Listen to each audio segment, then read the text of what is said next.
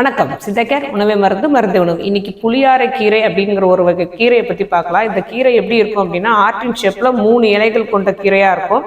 கிராமத்து ஊர்களும் சரி நல்லா வேலியில் படர்ந்துருக்கும். கீரை விற்கிறவங்ககிட்ட தெரிஞ்சால் அந்த கீரையை வாங்கிட்டு வர சொல்லி நம்ம சமைச்சு சாப்பிடலாம். ஏன்னா இந்த கீரை ரொம்ப முக்கியமான கீரையாக சித்தர்கள் சொல்கிறாங்க. இந்த கீரையை சமைச்சு அது கொஞ்சம் புளி இருக்கிறதால பருப்போடு சேர்ந்து கடைஞ்சி நம்ம சாப்பிட்லாம் அப்படின்னு சொல்கிறாங்க. இந்த கீரையை நம்ம தொடர்ந்து சாப்பிட்டே வந்தோம் அப்படின்னா நோய் எதிர்ப்பு சக்தி அதிகமாக உண்டாக்கி அஜீரண கோளாறுலாம் நீக்கிட்டு நல்ல பசி தூண்டியாகவும் இருக்கும், உடல் உஷ்ணத்தை குறைக்கும் அப்படின்னு சொல்கிறாங்க. இதை தொடர்ந்து சாப்பிட்டுட்டே வந்தோம் அப்படின்னா நல்ல இம்யூனிட்டி கிடைக்கும் அப்படின்னு சொல்கிறாங்க. அதனால் இந்த புளியாரை கீரையை முடிஞ்சால் வாரத்துக்கு 2 அல்லது 3 முறையாவது நம்ம தொடர்ந்து சாப்பிட்டுட்டே வரணும். அப்படி இதில் ஒரே ஒரு டிமெரிட் என்ன அப்படின்னா இதில் அஸ்காலிக் ஆசிட்னு ஒன்று இருக்கிறதால உடம்புல கால்சியம் சத்தை சேர்க்க விடாமல் கரைக்கக்கூடிய தன்மை உடையது. அதனால் வாதம் உள்ளவங்க, அதாவது எலும்பு தேய்மானம் உள்ளவங்க, வாதம் கீழ்வாதம் உள்ளவங்க, அப்படி அதிகமாக இருக்கிறவங்க இதை சாப்பிடக்கூடாது. மற்றவங்க எல்லாருமே இந்த புளியாரைக்கீரையை தொடர்ந்து எடுத்துக்கிட்டே வரலாம். இந்த புளியாரைக்கீரையை தலைவலிக்கு எப்படி யூஸ் பண்ணலாம் அப்படின்னா புளியாரைக்கீரையெல்லாம் நசுக்கிட்டு அந்த சாரை வச்சு நம்ம நெத்தியில் பூசிக்கிட்டே வந்தாலே தலைவலி குணமாயிடும்.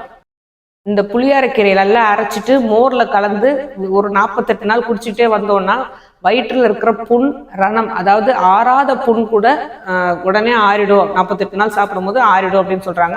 அப்புறம் இன்னொரு டிப்பு உடம்பு நல்ல பசி எடுக்கணும், தூண்டணும் அப்படின்னு நினச்சோம்னா அஜீரண கோளாறு இருக்கிறவங்க இந்த புளியாரைக்கீரையோட சாறு, மஞ்சத்தூள், கொஞ்சம் இந்து உப்பு 3த்தையும் கலந்து மோரில் கலந்து குடிக்கலாம். குழந்தைகளுக்கு ஆசன வாயுவில் கொக்கி புழு இருக்கும், நிறையா வெள்ளை வெள்ளையாக வரும், அவங்க அரிக்குதுன்னு சொல்லிக்கிட்டே இருப்பாங்க. அது போகணும் அப்படின்னா இந்த புளியாரைக்கீரையை நல்லா சாறு எடுத்துட்டு விதவிதப்பான தண்ணியில் கலந்துட்டு அதில் அவங்க ஆசன வாயை வாஷ் பண்ணிக்கிட்டே வந்தாங்க அப்படின்னா இந்த கொக்கி புழு உருவாகிறதே தடுத்துடலாம். அது திரும்பவும் வராது. அதுக்கப்புறம் முகப்பொரு கொப்பளங்கள் முகத்தில் இருந்துச்சு அப்படின்னா இந்த புளியாரைக்கீரையோட சாரை நல்லா வெண்ணெயை விட்டு அரைச்சிட்டு அதை ஃபேஸ் பேக் மாதிரி போட்டுக்கிட்டு வந்தாங்க அப்படின்னா முகப்பொருவும் வராது, கொப்பளங்கள் ஏதாவது காயங்கள் இருந்தாலும் முகத்தில் வடு இருந்தாலும் உடனே மறைஞ்சிரும்.